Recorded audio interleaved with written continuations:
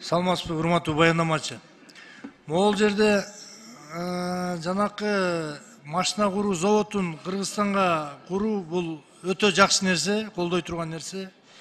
Урматтуу президентибизге да рахмат, ошону Өзбекстандын президенти менен сүйлөшүп, ушул Кыргызстаныбызда тарыхта биринчи жолу бир автозавод курулсун деген жакшы ниеттер менен ушуну ратификация алып кетиптер. Менде бир-эки тактоочу иретинде суроолорум бар. Сиз айтыңызчы, жанагы УЗ автосанаат деген ишкана жанагы бизде кайсы фирма менен келишим түзүлүп атат?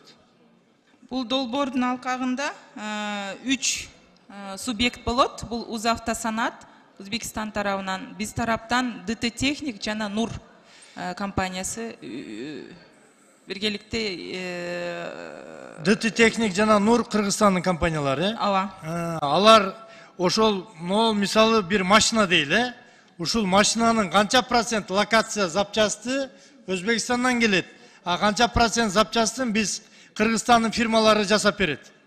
Айтыңызчы. Бул боюнча эки компания ошо жана комплайнс процедурасынан өтүштү. Анан өндүрүштүн башында 10%ке чейин местный локализация кылыш керек. Өндүрүш бай өзүнүн этабынын тартиптерине байланыштуу биринчи крупный узловой чогултулат. Ал боюнча биз, если мы докажем то, что мы сможем это сделать, тогда экинчи, үчүнчү этап болуп, үчүнчү этапта 30%га чейин локалдашуу милдеттенмесин алып. Үчүнчү этап качан болот? 6 жылдын ичинде болуш керек. 6 жылдын ичинде 30% жергиликтүү локализация болуш керек. Ошол договордо так көрсөтүлгөнбү? Албетте. Мен айтайын деген жана крупноузловой сборка, же болбосо жана мелкоузловой сборка, туурабы?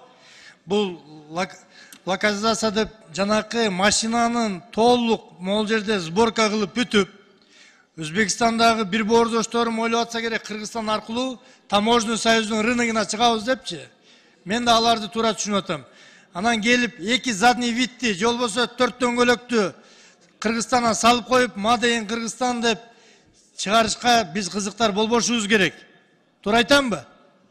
Ошондуктан биз ошо милдетмелерди жазып кеттик, что местная локализация болсун деп. Урматтуу баяндамачы айым, бизде могу Физприбор деген завод бар. Суунун астында саатына 400 км ылдамдыкта жүрүүчү ракеталарды чыгарган заводторубуз бар. Радиатор заводторубуз бар. Аккумулятор чыгарчу заводторубуз бар. Ошол эле Жалал Абаддагы жанагы штамповочный завод Нурбу. Ошо Нур убагында ушул УЗ-Дейво, Нексия УЗ-Дейвого запчасть поставка кылып жүрүшкөн. То есть сиздер ошо жанагы локациянын жана канча процентинде атасыздар? 30%, 40%, 50%-не чейин жеткирсеңиздер, бизде экономикабызга чоң салым болмок. Туурабы? Жумуш орун түзүлмөк, налог, социалдык төлөмдөр жана башкалар болмок. Ошол жагына катуура көңүл бурсаңыздар.